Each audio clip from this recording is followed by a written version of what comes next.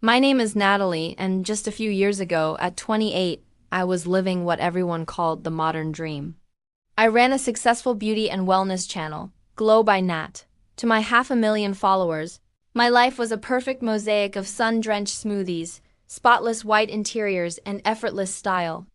Every morning, I woke up to a flood of notifications. The likes, the comments, it was like an intravenous dose of dopamine. It was a powerful, addictive validation that made me feel successful, important, and even loved. It told me I was doing everything right, but not everyone saw it that way. My best friend Anne, who's a nurse, saw the cracks long before I did. I remember her telling me, "You're always on the clock. Nat, you document everything, but you don't seem to experience any of it." I'd just brush her off, laugh, and say, "This isn't just my life, Anne, it's my business." I was convinced I was just being a dedicated entrepreneur. The pressure really ramped up when I brought on a strategic partner, Nick. For Nick, there was only one metric that mattered: growth. More followers, more engagement, more posts. He insisted on a rigid 3 posts-a-day schedule. My life became a constant cycle of creating, posting, and engaging. And the most critical rule of all? I had to maintain the illusion of flawless perfection. If a photo didn't hit a certain number of likes within the first hour, Nick would coldly label it a low-performing asset and demand a reshoot. My channel, once a passion for beauty and wellness, was now just about optimizing a feed. My life was no longer my own. It was a series of assets to be managed. The one person who didn't follow me, who wasn't part of this digital world, was my dad, Dave. He'd look up from his newspaper when I visited, this worried look on his face, and he'd ask, "Are you happy, Nat? You look like you're running a race you can't win." I'd always force a smile and tell him I was fine, that I was just busy building my brand, that deep down I was completely exhausted. I was running on 4 hours of sleep a night, and my hands would literally tremble every time I opened the app, bracing for the numbers. I was losing the race he saw me running. My entire sense of self-worth became tied to the platform. It was a dangerous, emotional dependency. I started using heavier and heavier filters, not because the products I was showing needed it, but because I needed it. I needed that digital perfection to feel worthy of the platform, to feel like I deserved the attention. On the outside, I was this image of success and beauty. On the inside, I felt like a fraud. The breaking point came during a trip to the coast. It was supposed to be a digital detox trip, but of course it was planned entirely for content. The whole day, I was obsessed with getting a single, authentic, relaxed photo. I must have changed my clothes 3 or 4 times, constantly adjusting my hair, my pose, retaking the shot over and over again. I was so focused on capturing the perfect sunset that I never even touched the water.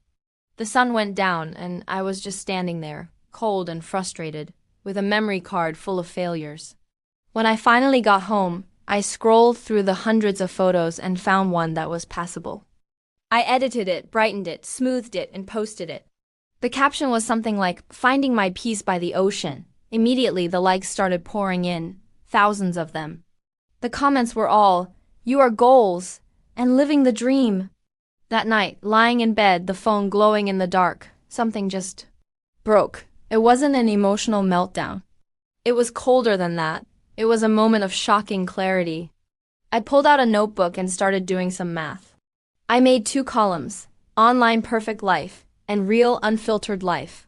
Under the online life, I wrote follower count 500,000 plus. Daily validation, a high emotional rush from likes and comments. But then I wrote energy levels, near burnout.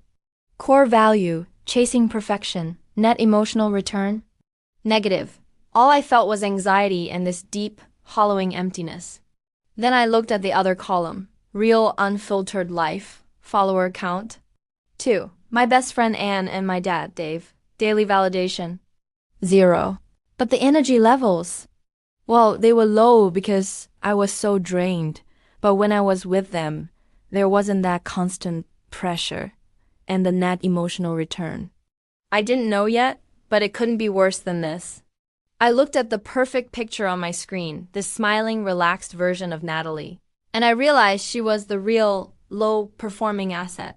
The fleeting high of the likes wasn't worth the immense psychological cost. The business model of my life was completely unsustainable. The very next day, I made a calculated, terrifying decision.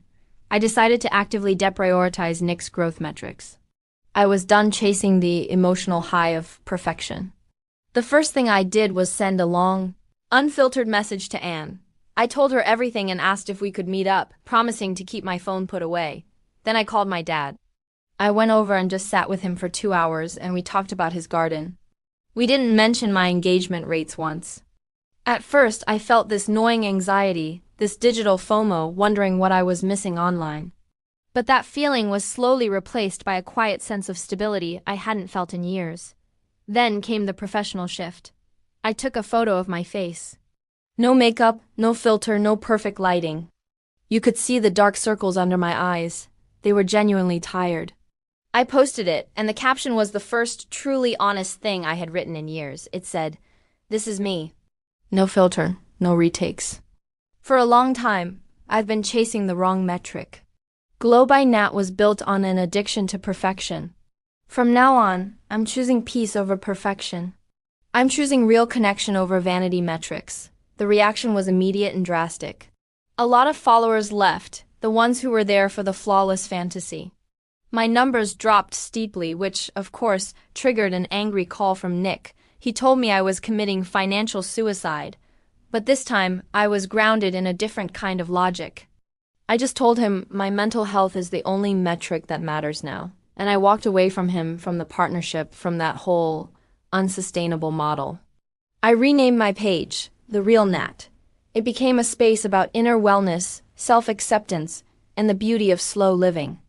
I stopped posting 3 times a day and started posting maybe 5 times a week, whenever I felt I had something real to share.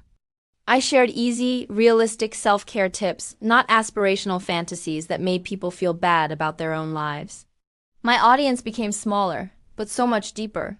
The messages I received changed completely. Instead of, "You are goals," I started getting messages that said, "Thank you for being real.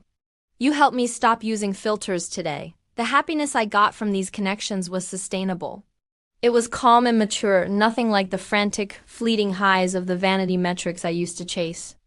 Now, when I sit with my dad on his porch or laugh with Anne on our walks, my mind is quiet. I'm present. I learned that the highest form of self-love isn't about looking perfect. It's about making the rational decision to prioritize your inner peace over the chaotic, emotional drug of external validation. My life is no longer perfect by social media standards. But for the first time in a very long time, it's real. And that's a metric I can live with. Thanks for listening to my story. If you've ever felt trapped by these numbers, just know you have the power to redefine your own success. Don't forget to subscribe for more real conversations.